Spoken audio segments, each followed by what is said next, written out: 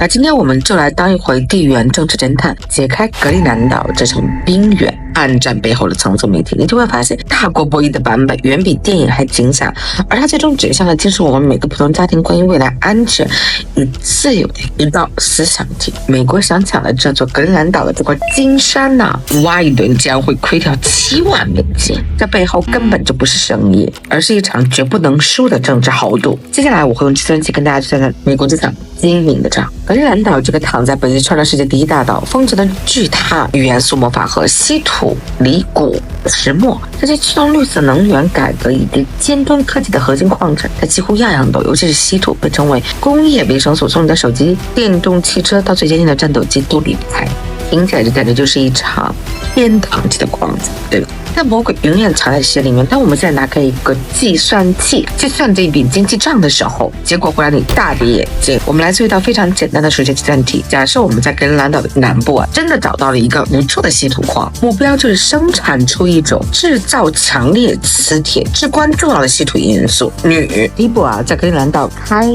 采做初级的选矿，光是对应对这种非常极端的气候，建造最基本的一个基础设施，根本就天文数值，再加上极其严格的环保要求以及和对本地土地的一个权益的考量，我们保守估计生产出1吨的稀土金矿，成本就可能高达5万美金。第二步呢，就是把这1吨矿砂从世界尽头运过来，它是没有先进的港口的，运输的窗口期非常的短，依赖非常昂贵的破冰船和这种特种的物流，把它运到全球最大的稀土加工中心，就是我们国内，运费可能就要3万美金。第三步就是在中国进行精炼和提纯，这是中国产业链效率最高的部分。但即便如此呢，把这1吨的矿砂变成可用的高级氧化铝，成本也要将近快2万美金左右，成本综合起来的话要超过10万美金啊。但是如果同样的产品呢，我们的加工跟精炼跟提取的成本在中国完成了，它的成本就只有3万美金，大概3到4倍的一个整体的一个差价。但是我们也不明白为什么美国他会这样去做这个事情，这不是一个注定血亏的买卖吗？那问题就来了，经济学家难道不会计算这笔账吗？他们为什么会对这片边缘念念不忘？那么恰恰我们就可以从看似不是非常精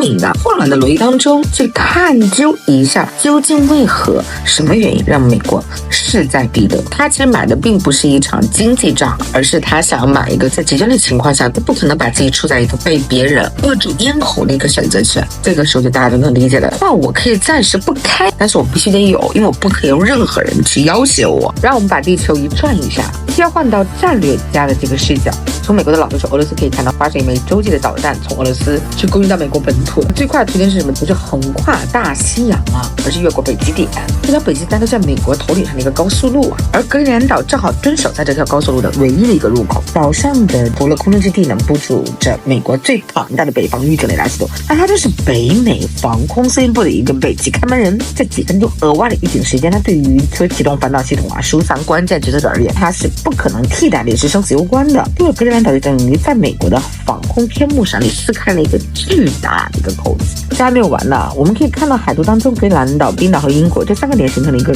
非常狭窄的海上通道。军队下面给它起了一个非常枯燥而且著名的名字，叫 Grid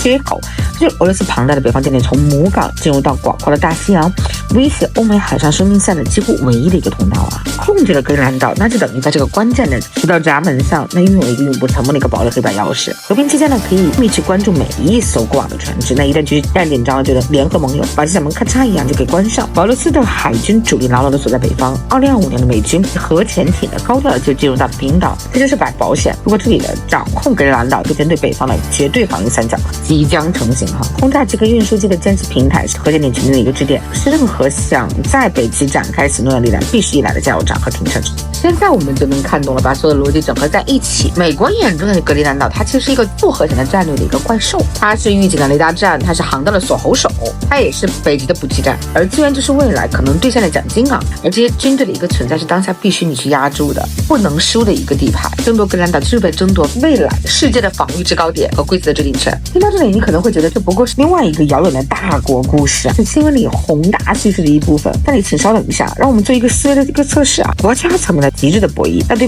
备份安全和战略安全的一个疯狂的追求，那是不是它旗可产生的波动最终会传播到哪里呢？它会转化成实实在在的政策的不确定性，可能体现在突然变动的一个贸易的一个规则上，体现在一夜收紧资产的一个共享，体现在说关就关的一个移民的通道上。大国每挪动一步，那都可能在我们普通生活当中它拼命下引发一一场看不见的暗涌。美国的亏本10倍，它必须要争夺的跟蓝岛根本就不是一场矿场啊，它就是一面实打实的金子。它照出了一个残酷的真相，连超级大国都在疯狂建造了一个救生艇。你的家庭有没有 Plan B？ 你大国的 Plan B 它其实就是军事的资源和资源的控制，而我们普通家庭的一个战略资产，它其实是一个叫做身份韧性的系统。它不关于逃离，而是关于一种选择。说白了，就是你最为珍贵的一个人和财富啊，提前上好3道保险。那我们第一道就是应急逃生舱，摇火的加勒比护照。第一道就是紧急逃生舱，比如一些加勒比岛国的一些护照，它的核心就2个字：快通。当它从某一个地方证实的一个地震的时候，它就能和你和家人第一时间合法体面的飞往全球